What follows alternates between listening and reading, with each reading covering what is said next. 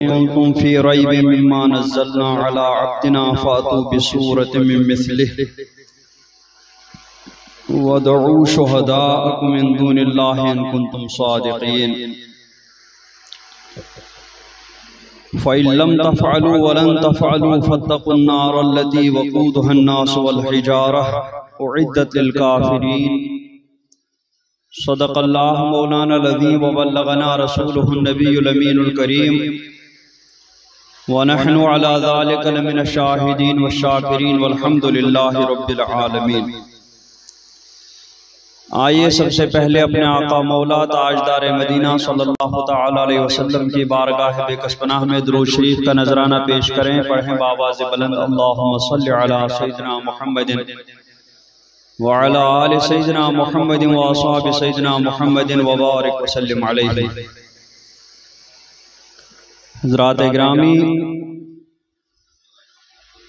मैंने जिन आयत करीमा की तिलावत का शरफ हासिल किया उनसे मुताल्लिक कुछ बातें पिछली मजलिस में अर्ज की जा चुकी हैं। उसी सिलसिले को आगे बढ़ाते हुए मुफस्सिरीन किराम ने इस आयत करीमा या इन आयत करीमा की तफसीर में जो मजीद बातें इरशाद फरमाई हैं उन्हीं को हम आपके सामने पेश करेंगे।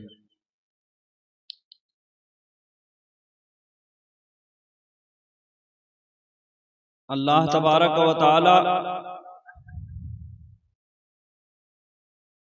ने उन कुफार मुशरिकीन को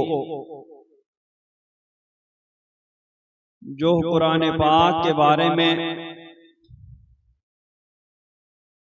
शक में मुब्तला थे और कहते थे कि ये अल्लाह का कलाम नहीं है बल्कि ये मखलूक का कलाम है, सरकार दो आलम सल्लल्लाहु तआला अलैहि वसल्लम ने खुद अपनी तरफ से ये बनाया है, उन्हीं कुफार और मुशरिकीन को अल्लाह तबारक व तआला ने मुखातब करते हुए इरशाद फरमाया कि व इन कुंतुम फी रैबिम मिम्मा नज़्ज़लना अला अब्दिना,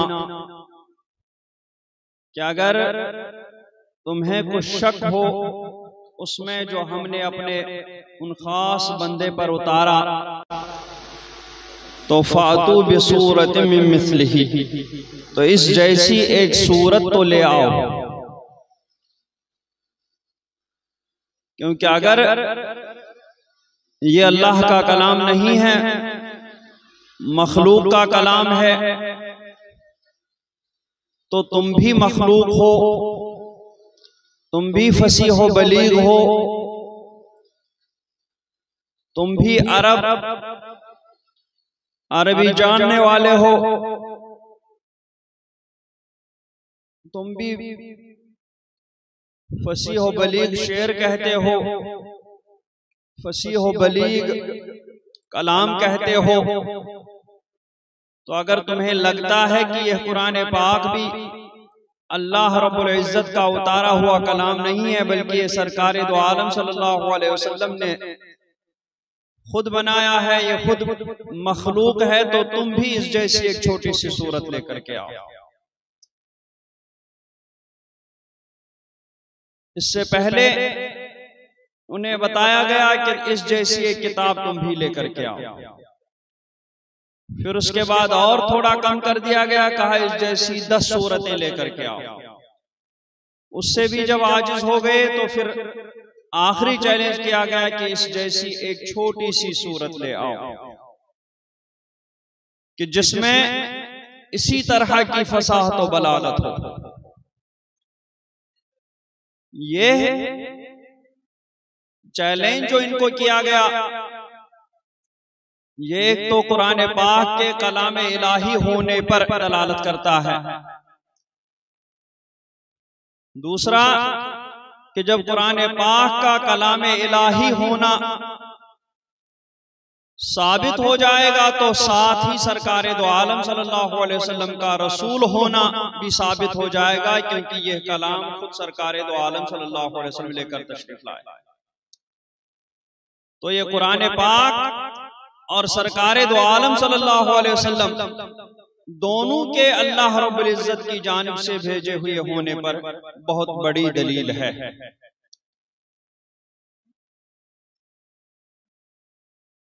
तो जाहिर को देखते हुए यह उन लोगों के लिए एक बहुत छोटी बात थी।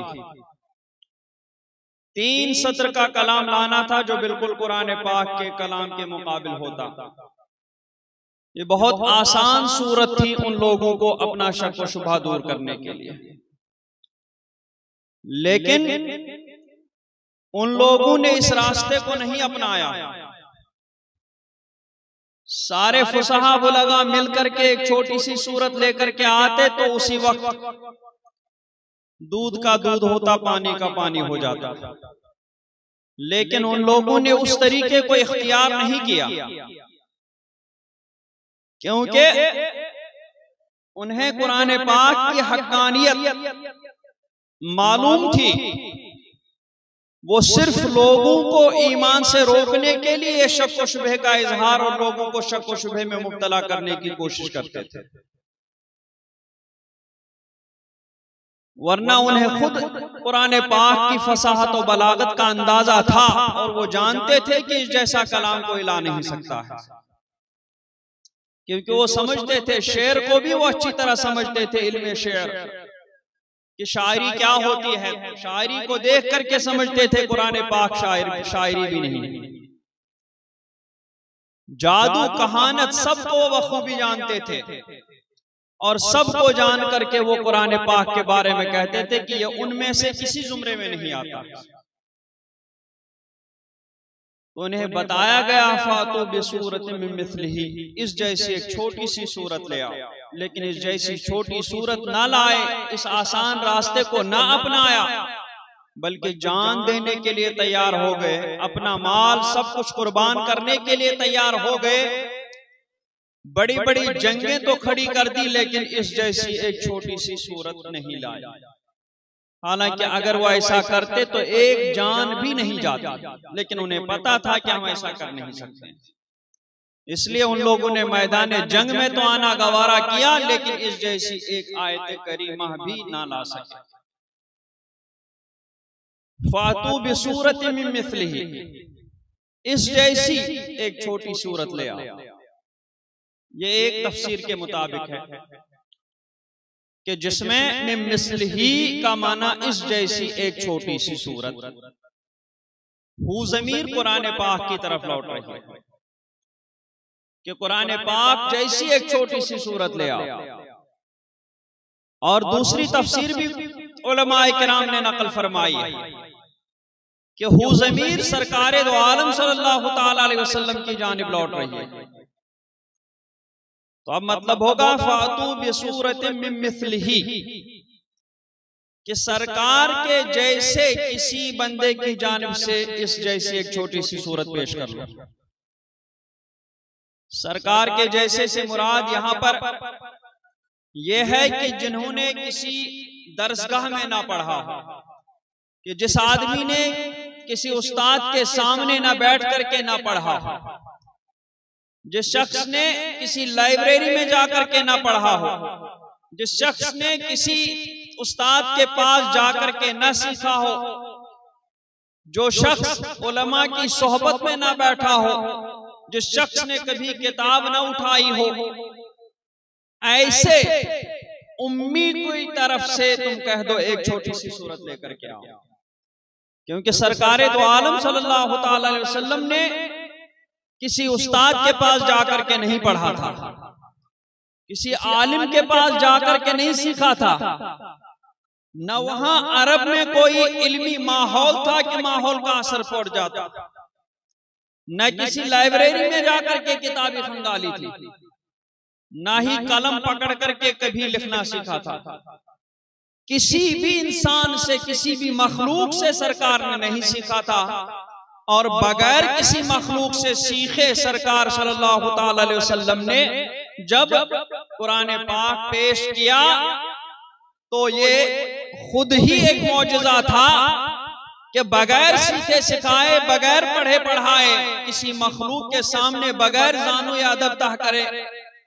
सरकार सल्लल्लाहु अलैहि वसल्लम ने एक ऐसा कुरान पाक पेश किया कि जिसमें इल्मों के समंदर है और जिसमें अकीदों का भी बयान है, मसाइल का भी बयान है, पूरी जिंदगी के कानून का बयान है। और फिर एक मक्का शरीफी के लिए नहीं बल्कि पूरी दुनिया के लिए कानून का बयान है। फिर एक जमाने के लिए नहीं बल्कि सारे जमानों के लिए कानून है। तो एक उम्मी, एक बगैर किसी मखलूक से पढ़े की जानिब से ऐसा कलाम आया, तुम्हें अगर शक है कि वो कलाम किसी मखलूक का है, अल्लाह का नहीं है, तो तुम भी किसी अनपढ़ को खड़ा कर दो और उससे कहो इसी जैसा एक कानून, इसी जैसी एक किताब, इसी जैसी एक सूरत ले आए जो जिंदगी के तमाम मसाइल पर मुश्तमिल हो, जो तमाम वाक़यात, जो इल्म गैब पर मुश्तमिल हो, गैब की खबरें, आइंदा की, माजी की, हर तरह की गैब की खबरें देने वाला हो। ऐसा तुम एक उम्मी की जानिब से पेश कर दो, लेकिन एक अनपढ़ ऐसा पेश कर ही नहीं सकता। तो सरकार ने किसी मखलूक से पढ़ा ही नहीं था, लेकिन उसके बावजूद सरकार ने इतना उम्दा कलाम हमारे सामने पेश किया, तो जरूर वो कलाम सरकार को अल्लाह तबारक व तआला ने सिखाया है, जरूर वो कलाम सरकार को अल्लाह तबारक व तआला ने अता फरमाया और सरकार सल्लल्लाहु अलैहि वसल्लम ने हमारे सामने उस कलाम को तिलावत फरमाया। और वो ऐसा भी नहीं कर सकते थे क्योंकि कोई जाहिल एक पूरी दुस्तूरे जिंदगी क्या वो एक कानून तक नहीं बना करके पेश कर सकता, एक मसला तक खुद से नहीं बता सकता, तो इतना बड़ा कलाम कैसे पेश कर सकता था वो। तो इसलिए मानना पड़ेगा कि ये कलाम सरकार को अल्लाह तबारक व तआला ने अता फरमाया है, तो ये कुरान पाक ये अल्लाह का कलाम है, किसी मखलूक का कलाम नहीं है। और जब सरकार सल्लल्लाहु अलैहि वसल्लम का लाया हुआ कलाम कलाम इलाही होना साबित हो गया, तो सरकार दो आलम सल्लल्लाहु अलैहि वसल्लम के रसूल होने में, नबी होने में अब कोई भी शक नहीं रहा। तो जिससे कलाम पाक से भी शक दूर हो गया, सरकार की रिसालत से भी शुकूक व शुबहात खुद ही दूर होते गए। और उन मुशरिकों से, उन काफिरों से सिर्फ इतनी सादगी के साथ चैलेंज नहीं किया गया, बल्कि उन्हें और उभारा गया कि वदऊ शुहदाअकुम मिन दूनिल्लाह, कि अपने तमाम हिमायतियों को बुला लो, अपने तमाम मददगारों को बुला लो, सैकड़ों हजारों जो भी तुम्हें ले आने हैं उन सबको बुला करके बैठ जाओ और सब मिल करके एक ऐसा कलाम बना लो। तो कितनी बड़ी बात थी, सारे फुसहाए अरब मिल जाओ, सारे बुलगाए अरब मिल जाओ और इस जैसी एक छोटी सी सूरत बना करके देखो, मिन दूनिल्लाह, सिवाय अल्लाह के, अल्लाह को छोड़ करके जितने भी तुम्हारे हिमायती हैं सब हिमायतियों को बुलाओ, सब मददगारों को बुलाओ और इस जैसी एक छोटी सी सूरत बना करके दिखाओ। इन कुंतुम सादिकीन, अगर तुम अपने इस दावे में सच्चे हो कि तुम भी इस जैसा कलाम बनाने पर कुदरत रखते हो। क्योंकि इन लोगों ने एक जगह कहा था कि अगर हम चाहें तो इस जैसा कलाम बना सकते हैं। बताया गया इन कुंतुम सादिकीन, अगर तुम अपने इस दावे में सच्चे हो कि तुम भी इस जैसा एक फसीह व बलीग कलाम बना सकते हो, तो फिर अपने सारे हिमायतियों को, सारे मददगारों को, सारे फुसहा बुलगा को मिला करके उनको इकट्ठा करके तुम इस जैसी एक छोटी सी सूरत लेकर के आ जाओ, तुम पर खुद वाज़ेह हो जाएगा कि तुम लोग ऐसा कलाम बनाने पर कादिर हो या ना कादिर हो।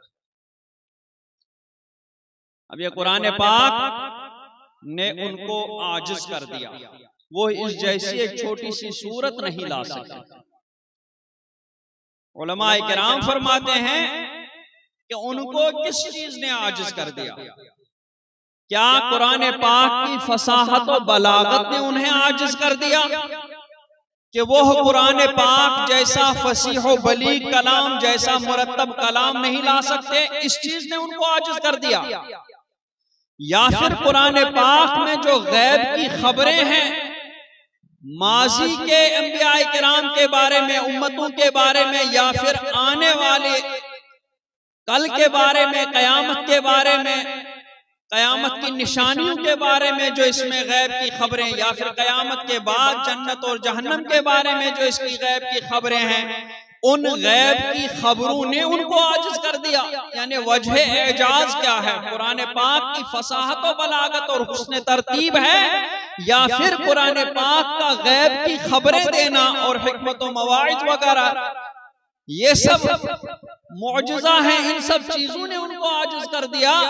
तो इसमें उलमाए किराम जो जुमहूर है, अक्सरियत है, वो यही कहते हैं कि कुरान पाक की फसाहत और बलागत ही वजह एजाज है।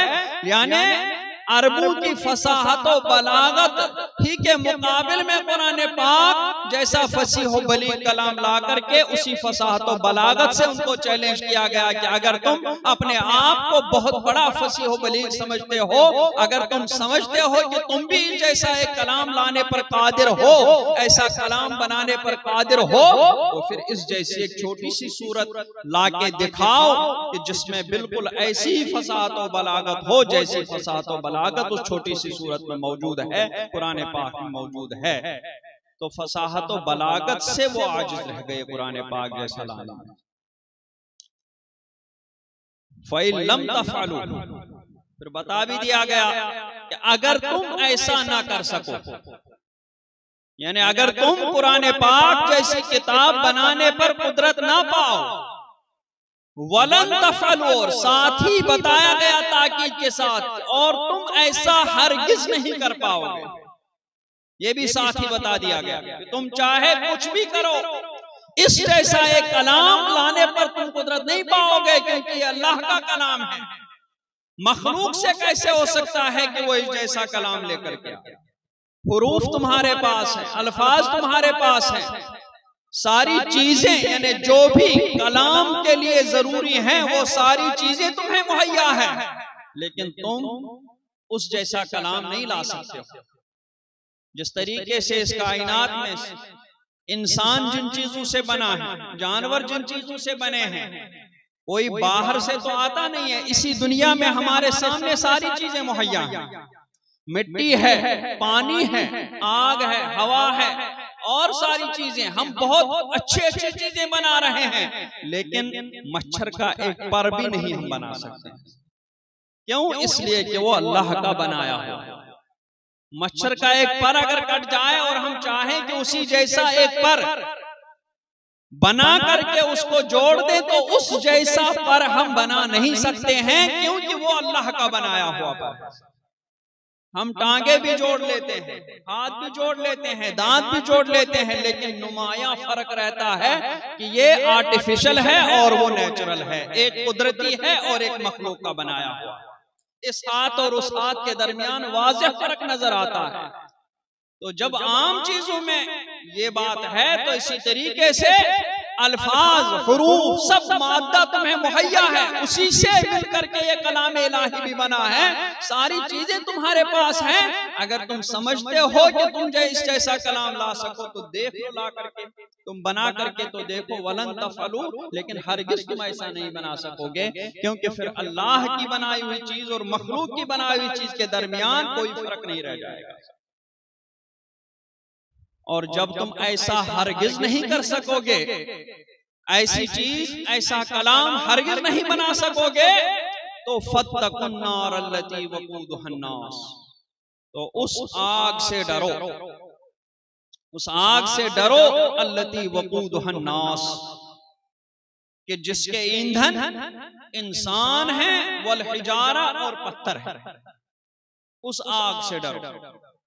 यहां इससे किनाया है कि यानी ईमान ले आओ, क्योंकि ईमान लाएंगे तभी उस आग से बचेंगे। तो फत्तकुन नार अल्लती, उस आग से डरो जिसके ईंधन इंसान और पत्थर हैं। ये कहने का मतलब यह है कि ईमान लाओ और ईमान ला करके उस आग से बचो जो काफिरों के लिए तैयार रखी हुई है।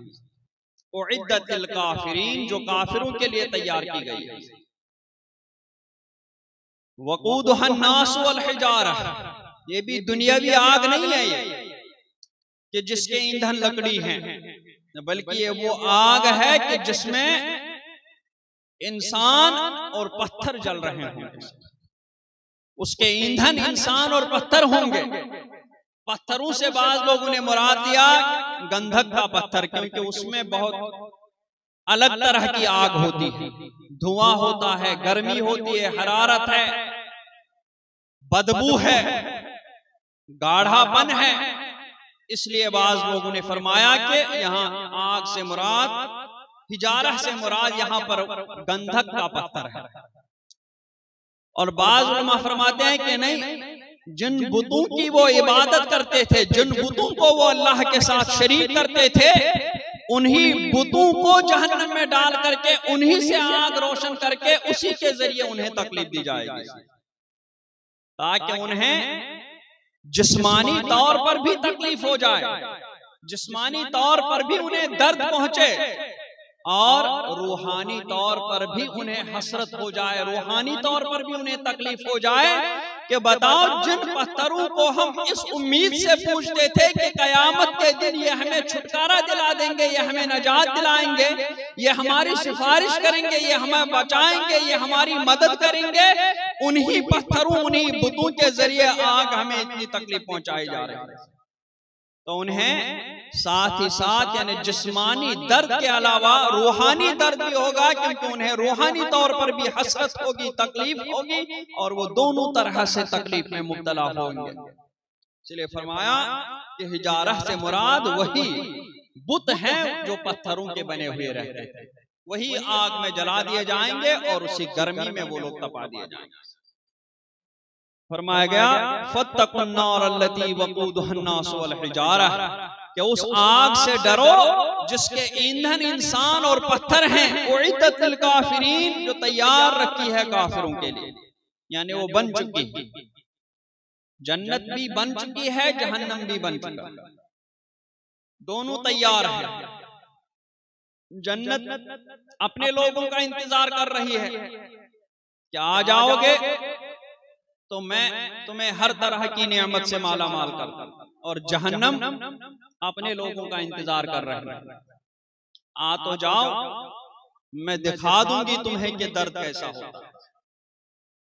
इस दुनिया में खूब मजे लूट रहे हो, और जन्नती इस दुनिया में खूब तकलीफें झेल रहे हैं। और जन्नत कहती है कि ये तकलीफ तो एक आनी है, ये तो एक वक्त पर जाकर के रुक ही जाएगी। कहां तक होगी? 60 साल 70 साल तक तुम इस तकलीफ में ज्यादा से ज्यादा मुब्तला होगे, फिर मेरे पास आते ही तुम्हें फिर हर तरह की तकलीफ हमेशा हमेशा के लिए खत्म हो जाएगी, फिर हमेशा हमेशा के लिए तुम्हें नेमतों में ही रहना है। और जहन्नम का यह है कि ठीक है, मजे लूट लो, बहुत मुख्तसर वक्त में तुम ये मजे लूट करके फिर मेरे पास ही आ जाओगी, फिर सारे दुख दर्द तुम्हें जो दुनिया में देखे ना होंगे, कानों ने सुने ना होंगे, वो सारे दुख दर्द तुम्हें यहाँ मेरे पास मिल जाएंगे। उइद्दतिल काफिरीन, ये काफिरों ही के लिए तैयार है। से भी पता चलता है कि जहन्नम है काफिरों के लिए।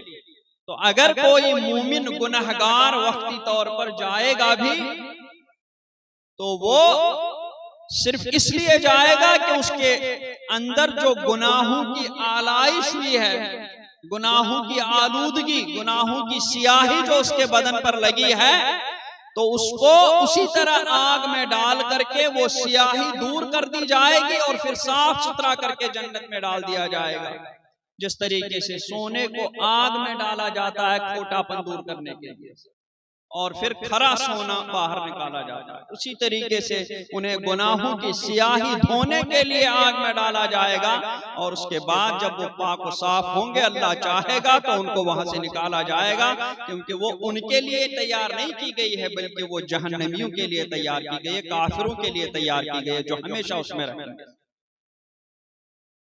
और फिर कुरान पाक का तरीका है कि जहां कहीं काफिरों का जिक्र आ जाता है तो वहीं पर फिर मोमिनों का भी जिक्र फरमाता है। यहाँ फरमाया कि काफिरों के लिए आग तैयार कर रखी है, फिर साथ ही फरमाया वो बश्शिरिल्लज़ीना आमनू व अमिलुस्सालिहात अन्ना लहुम जन्नात, कि खुशखबरी दो उन्हें जो ईमान लाए और अच्छे काम किए। किस चीज की खुशखबरी? कि अन्ना लहुम जन्नातिन, कि उनके लिए बागात हैं, जन्नतें हैं। कैसे बागात? तजरी मिन तहतिहल अनहार, कि जिनके नीचे नहरें रवा हैं। जिनके नीचे से मुराद कि जन्नत में जो दरख्त हैं, पेड़ हैं, इसी तरह जन्नत में जो महलात हैं उनके नीचे से नहरें बहती होंगी, जिससे उनके आराम और आसाइश में इजाफा होगा और उसके हुस्न में इजाफा होगा। क्योंकि वो मकान जहां पर पास ही में नहर बहती है, छोटी सी नदी बहती है, उस मकान में आराम का और रहने सहने की आसाइश वो अलग ही किस्म की होती है। दूसरी बात कि जन्नत की जो नहरें होंगी वो किसी गड्ढे में नहीं बहेंगी, वो बिल्कुल हमवार जमीन पर ही बहेंगी। उनके दाएं तरफ ऐसे किनारे टाइप के नहीं होंगे, बल्कि उनका पानी बह रहा होगा लेकिन वो इधर उधर जाता भी नहीं होगा, वो सिर्फ अपने हुदूद के अंदर रहते हुए बहता होगा। गड्ढे के बगैर ही वो दरमियान में से बहता रहेगा। तजरी मिन तहतिहल अनहार, कि जिनके नीचे नहरें रवा हैं, और कुल्लमा रुज़िक़ू मिन्हा मिन समरति रिज़्क़न, जब जब उन्हें उन बागों से कोई फल खाने को दिया जाए, उन जन्नतियों को जब जब वहां पर गिलमान होंगे, खादिम होंगे, वो हर वक्त कुछ न कुछ खिदमत करने में लगे होंगे, पेश करने में लगे हुए होंगे, तो जब जब इन जन्नतियों को कोई फल खाने को दिया जाएगा तो कालू हादल्लज़ी रुज़िक़ना मिन क़ब्ल, कहेंगे यही तो हमें इससे पहले भी मिला था। अब इससे पहले भी मिला था कब? बाज़ उलमा फरमाते हैं कि नहीं, जन्नत में है, यानी कहेंगे अभी तो हमें ये मिला था। तो वो ऐसा क्यों कहेंगे? इसलिए कि जन्नत के फल एक दूसरे से मुशाबे होंगे, उनमें सूरतन कोई फर्क नहीं होगा, अलबत्ता उनका जो जायका होगा वो पहले के मुकाबले में बहुत ही बेहतरीन होगा। उन्हें पहले जो फल दिया गया होगा बाद में भी उसी रंग का, उसी जैसा फल जब दे दिया जाएगा तो कहेंगे यही तो हमें पहले भी मिला था।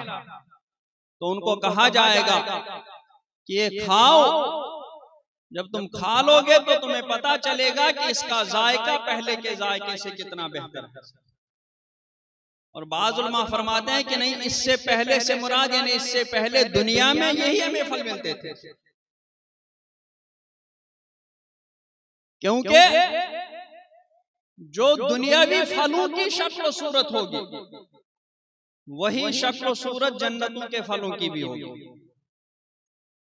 क्यों? इसलिए कि इसकी वजह उलमाए किराम ने ये फरमाई है कि अगर कोई नया फल आदमी के सामने आ जाता है तो वो उसको हाथ लगाने से झिझक महसूस करता है।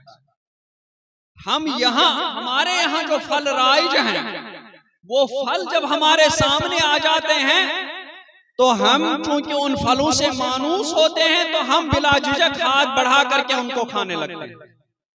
लेकिन वहीं अगर हमें बाहर किसी मुल्क का फल हमारे सामने आ जाता है जिसको हमने इससे पहले कभी नहीं देखा होता है, चीन हो, जापान हो, दुनिया के किसी भी मुल्क का फल हमारे सामने अगर लाया जाएगा कि ये फ्रूट है, तो हम उसको हाथ लगाने से ही झुकेंगे और कहेंगे कैसा फ्रूट है, कहाँ का फ्रूट है ये?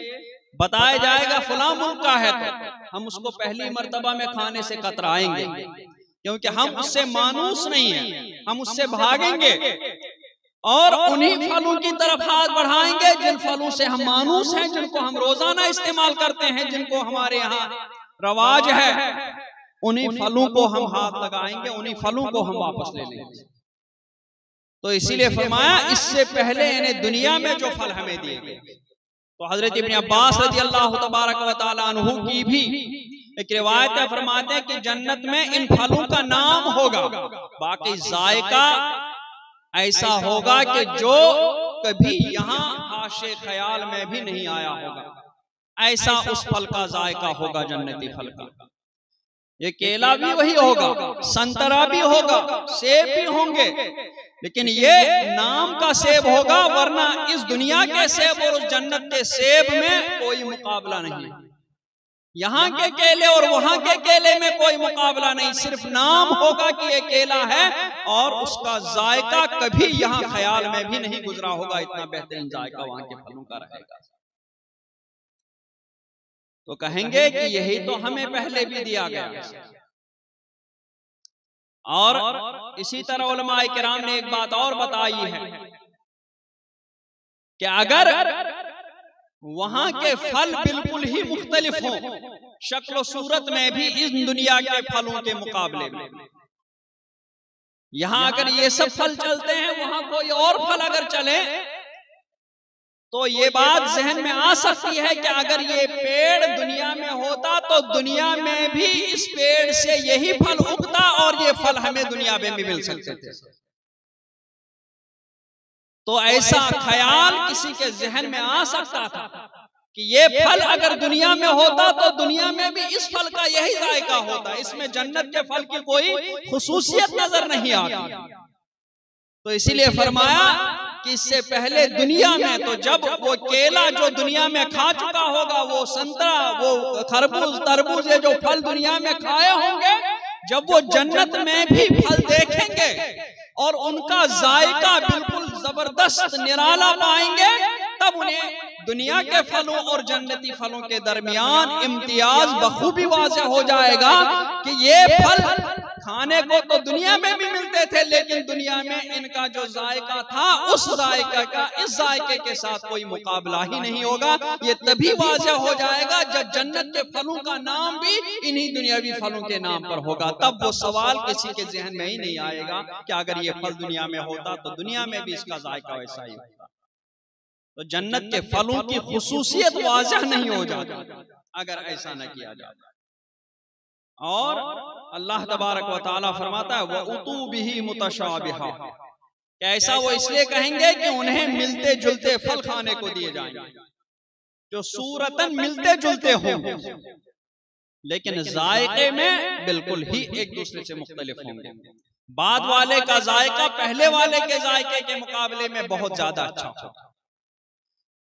और फिर वलहु फीहा अज़वाजुम मुतहहरतुन, उनके लिए उन बागों में सुथरी बीवियां होंगी, पाकीज़ा बीवियां होंगी। आदमी की आसाइश, आदमी का आराम, आदमी का ऐश, आदमी का सुकून इस दुनिया में तकरीबन 3 चीजों से वाबस्ता है।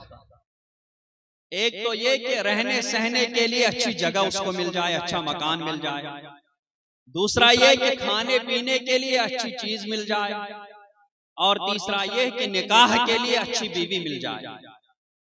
इस दुनिया में ये 3 चीजें जिसको मिल जाए, वो दुनिया में आराम और चैन की जिंदगी बसर कर सकता है। और अगर इन 3 चीजों में से किसी एक चीज में कोई गड़बड़ हो जाती है, तो फिर आदमी की जिंदगी इस दुनिया में ही जहन्नम बन जाती है, उसकी जिंदगी आराम से नहीं गुजरती है अगर इन 3 चीजों में से किसी एक चीज में कुछ गड़बड़ हो जाए। तो इन तीनों चीजों को इसीलिए खास तौर पर से यहाँ बताया गया कि उनके लिए जन्नत में बागात हैं जिनके नीचे नहरें रवा हैं, यानी रहने सहने की जगह भी बहुत उम्दा है। और फरमाया फिर कुल्लमा रुज़िक़ू मिन्हा मिन समरति रिज़्क़न क़ालू हाज़ल्लज़ी रुज़िक़ना मिन क़ब्लु तो बिही मुतशाबिह, कि खाने पीने की भी कोई परेशानी नहीं है, वहां एक से एक चीज खाने को मिल जाएगी। और फिर तीसरी आराम की चीज अच्छी बीवी, तो फरमाया वलहुम फीहा अज़वाजुन मुतहहरतुन, कि उन्हें वहां पाकीज़ा बीवियां भी मिलेंगी जिनमें जो मुतहरतुन पाक की हुई बीवियां। अब पाक की हुई का मतलब यह कि उनको किसी ने पाक किया होगा, तो और कोई पाक करने वाला नहीं है। अल्लाह तबारक व तआला ने उनको हमारे लिए पाकीज़ा बनाया हुआ। उनमें न तो जिस्मानी तौर पर कोई ऐसी चीज होगी कि जो आपको नापसंद हो, और ना ही रूहानी और अखलाकी तौर पर उनका कोई अखलाक बुरा होगा, उनकी कोई आदत बुरी होगी जो तुम्हें अच्छी ना लगे, जो तुम्हें नापसंद हो। बल्कि जिस्मानी तौर पर भी वो इंतहाई खूबसूरत होंगी, और रूहानी और अखलाकी तौर पर भी वो आला से आला तरीन होंगी। ऐसी बीवियां जन्नत में नसीब हो जाएंगी। वहुम फीहा खालिदून। दुनिया में अगर ये तीनों चीजें किसी को हासिल हो भी जाएं, तब भी उसको एक खतरा तो लगा रहता है कि मौत आ जाएगी, ये सारी चीजें खत्म हो जाएंगी। ना ही खाने पीने का जो आराम था, रहन सहन का जो आराम था, बीवी का जो आराम था, वो सब एक दिन खत्म होने वाला है। लेकिन जन्नत में बताया गया हुम फीहा खालिदून, कि वहां ये परेशानी भी नहीं है, वहां ये खतरा भी नहीं, ये ख्याल भी नहीं है, बल्कि वो उस आराम में, उस ऐश में वो हमेशा हमेशा रहेंगे। वो रहने सहने की चीज भी उनके लिए हमेशा मुहैया होगी, वो खाने पीने की चीज भी हमेशा उनके लिए मुहैया होगी, और वो बीवियां भी उनके लिए हमेशा मुहैया होंगी। और ये भी नहीं कि रोजाना एक जैसी दिखेंगी, या रोजाना वो मकान एक जैसा दिखेगा, या रोजाना वो खाने पीने की चीजें एक जैसी दिखेंगी तो उगता जाएगा। नहीं, हर रोज में अलग ही तरीके का जायका और अलग ही तरीके का हुस्न और खूबसूरती नजर आ जाएगी। बीवियों के पास से जब इधर उधर जाया करेंगे, फिर वापस जब आ जाएंगी तो शौहर के हुस्न में उधर से इजाफा होके आ गया होगा, और इधर बीवी के घर में रहकर बीवी के हुस्न में इजाफा हुआ होगा। तो न शौहर बीवी से कभी उकताएगा, न बीवी शौहर से कभी उकताएगा। और फलों का तो हाल आपने सुन ही लिया है कि हर आने वाले फल में अलग ही तरीके का जायका होगा जो पहले वाले फल में नहीं दिखेगा। और रहन सहन में भी हर तरीके की, कभी दूध की नहरें रवा होंगी, कभी शहद की नहरें रवा होंगी। इस तरीके से वहां की जिंदगी चलेगी। सल्लल्लाहु तआला अला खैरि खल्क़िही मुहम्मद व अला आलिहि व सहबिही अजमईन।